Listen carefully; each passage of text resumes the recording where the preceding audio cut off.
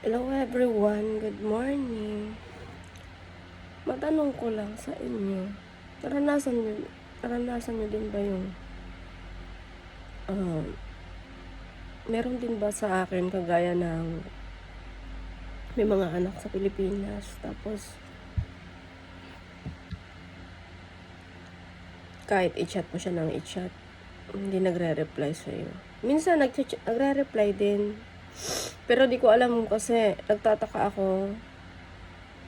Kasi noon, nung nandito siya sa ano ko, malapit, nung kasama ko pa siya.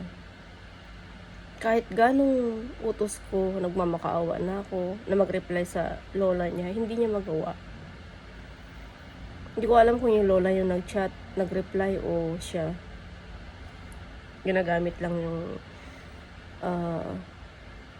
pangkaraniwang na salita na ma. Pero hindi pala siya yung nag-chat. Di ko alam, di ko sure. Meron ba din dito kagaya sa akin na kahit gaano mong chat, gaano mong tanong about sa mga pangangailangan ng anak mo, hindi talaga siya nagre-reply. Kahapon, tsaka nung nakarang araw, nag-message ako. Hindi ako nireplyan kasi nung nakarang araw, nasa Roranaw ata yung lola, nag-enroll din sa kabila, sa isa kong kapatid na bunso. Tapos tinawagan ko, hinahanap sa akin yung mga papel. Sabi ko, hindi naman pwedeng mawala yun kasi paano kayo makakauwi kung wala yun? Yung passport, yung birth certificate, diploma niya, lahat nandoon magkakasama sa isang envelope. Hindi daw makita. Tinanong daw niya yung apo niya, yung anak ko nga. Hindi rin daw alam. Samantalang, may video pa nga ako noon. Kasi yung kapatid ko, binibiro sila. Magkakaharap kami. Nandun yung envelope, lahat nakalagay na binilin ko din sa anak ko na nandito lahat ng papel mo. Chinyek ko pa yon. Ilang beses ko pa chinyek. Hindi ko alam sa anak ko kung ano nangyayari. Ano na siya, nasa tamang edad na rin siya, nasa 16 years old na rin siya. So, di ba, kung tutuusin, maging matured na dapat yung isip niya kasi 16 na siya, hindi siya 3 taon o 5 taon man lamang, di ba? Bakit may mga ganong bata? So, hindi ko, iniisip ko na lang na barkada at saka ML. Sabi ko nga, tinitingnan ko kasi minsan yung account niya. Kaya, minsan ko na talagang in-unfriend yan sa totoo lang. Kasi nga, gawa ng hindi naman din na nagre-reply. Minsan, pag nasira yung cellphone niya, hindi ko na din obliga na ipaayos. Yan ang totoo. Kasi, may mga cellphone nga, hindi rin naman nagre-reply, nag-chat. Minsan, kailangan ng permission muna bago sila, kagaya niyan, sa tindahan, sa binibilinan ko. Bago sila kumuha doon, syempre mag-permission muna sila na kukuha sila ng ganito, ganyan. Hindi sila nagpapaalam. Basta lang kukuha. Paano kung sa ibang tao nila yung ginawa. Tapos yung taong yun, kahit wala namang kinukuha sila na ganong halaga, sasabihin na ganito na lang, basta na lang sasabihin sa akin. So, magugulat ako, no? Tapos, etong anak ko naman, tsaka yung kapatid ko, inutusan pala ng anak ko. Kumuha doon, di man lang sa akin nagpaalam, di man sa akin nagsabi, ganito, ganyan. Kumuha ako ng 100, kumuha ako ng 500, ganon. Yung kapatid ko, may cellphone din, may messenger din. Friend kami. Hindi rin nag-chat sa akin. So, siyempre, mapapaisip ka, maiinis ka. So, anong maiisip mo? Kayo, anong para sa inyo? Anong maiisip nyo? Diba? Maiinis din kayo. So, mag-iisip kayo kasi, bakit ganun? Akala mo hindi tinuturuan eh. Tinuturuan naman yun.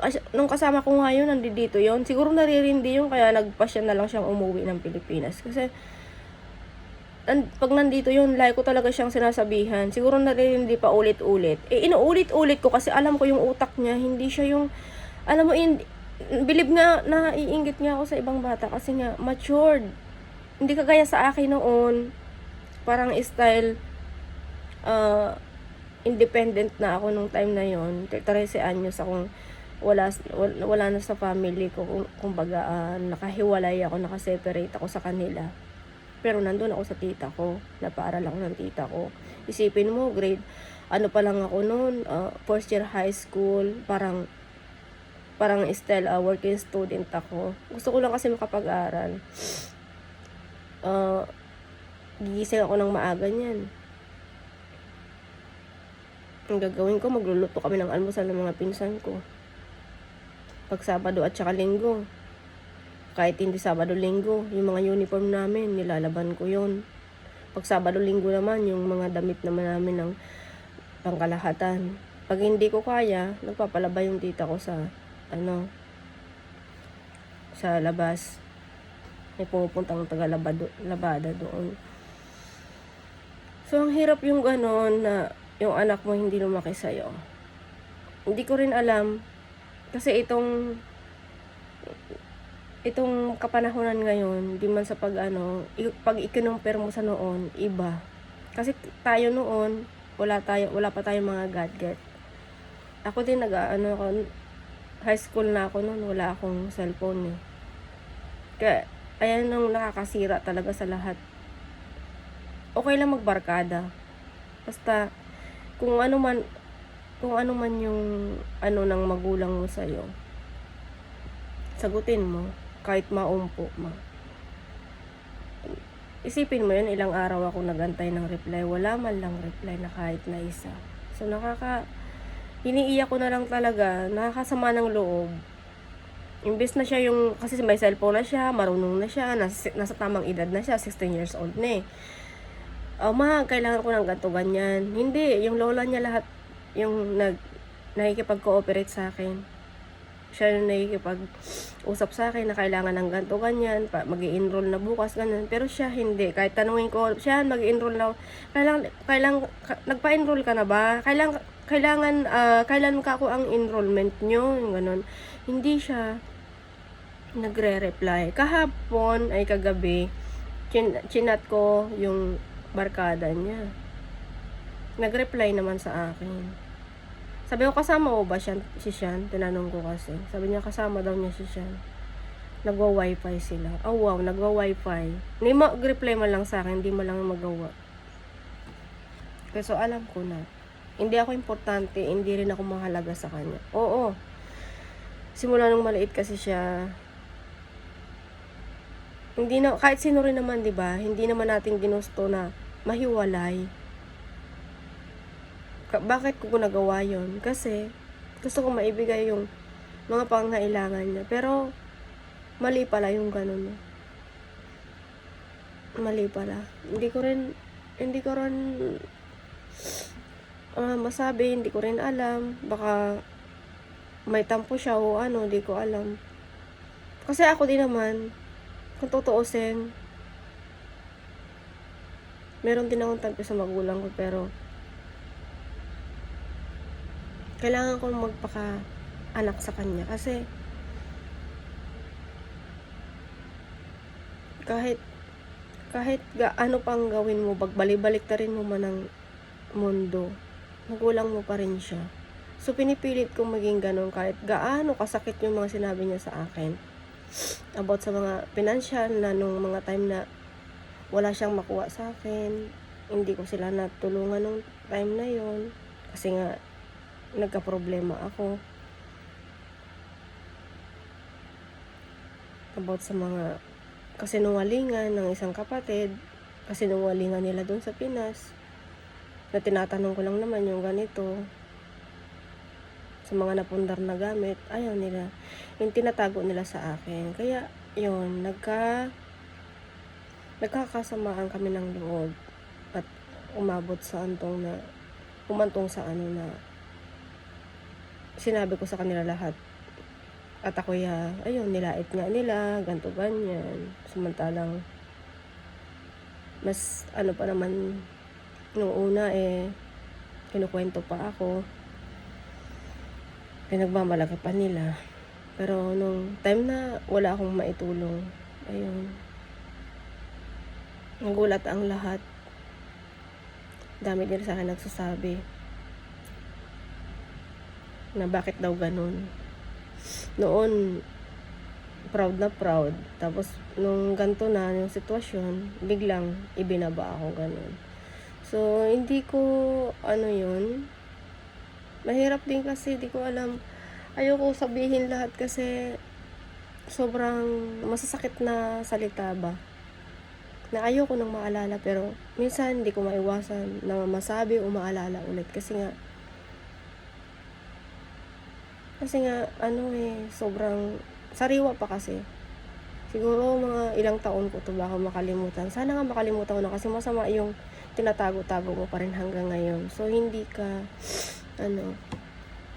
ka talaga makaka-recover lalo na sa sakit ko ngayon. May gamot nga ako, hindi ko pa inuumpisahan uminom. Kasi laging busy sa trabaho. Kaya, nag-iisip ako kung anong dapat kong gawin. Ano bang may advice niyo sa akin? Tama ba yung ginagawa ko?